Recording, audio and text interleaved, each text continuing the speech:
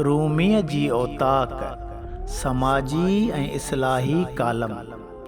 अचो त रूमीअ जी औताक हलूं, दुनिया दो रंगीअ जूं रंगीनियूं राह त न ॾेई सघियूं। हक़ीक़ी ॻाल्हियूं त परे, पर मिजाज़ी रमज़न बि रोले विधो। फिराकनि ऐं दर्दनि जा दरमान त परे, पर लूण छटकारण वारा लोभी लालची रहज़न ठगन जा टोला ई टोला। किथे दिलासा दिल खे ॾियण घुरियऊं, पर रुकावटूं ऐं रस्ता रोक संदुन कम नज़र आयो। मुशाहिदा ऐं मोहबतूं ॾिसजनि त अंदर आसूदो थिए। दरमल दरमान ऐं दीदार ॾो वाह वाह नसीबा नीह। ॼण मींहुं सावण मौसमी कयोसूं रुख, रुख वारनि जी तरफ़ निकितासूं वञी औताक। निकितासूं वञी औताक औतारे इश्क जे। ॾिठोसूं चौ तरफ़ दूंहूं ई दूंहूं, पर काठियुनि जा कोयला नज़र आया। मेज़बाननि वेहण जी सलाह हुई, ॿ टे कोयला वरी विधऊं बाहि में। शौला मिसल ओला चिणगूं चोटी उभ मापीन। वीचारा मुसाफ़िर राह हक़ जा, ॼण पतंग चयाई पाण खे पसी मच म मोट।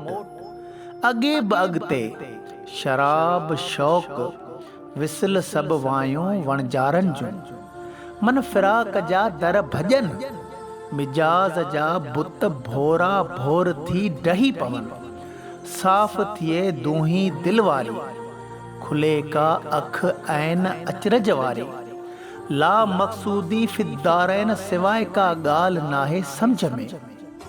वरी ॾिठोसूं छाण विधऊं मंझ वटी, यानी कस्ती प्याली में।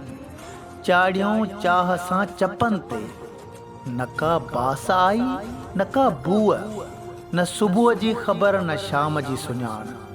न कड़ो न मिठो, सुर्खियूं मथां सुर्खियूं।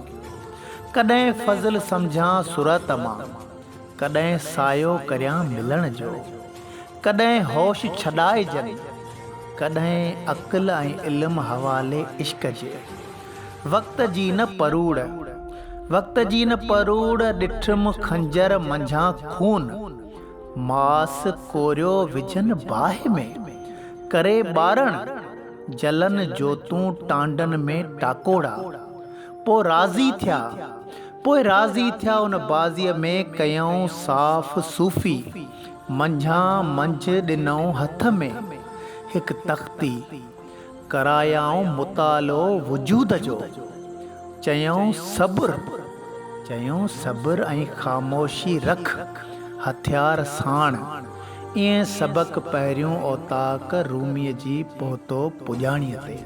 सैयद ग़ुलाम हैदर शाह कलंदरी।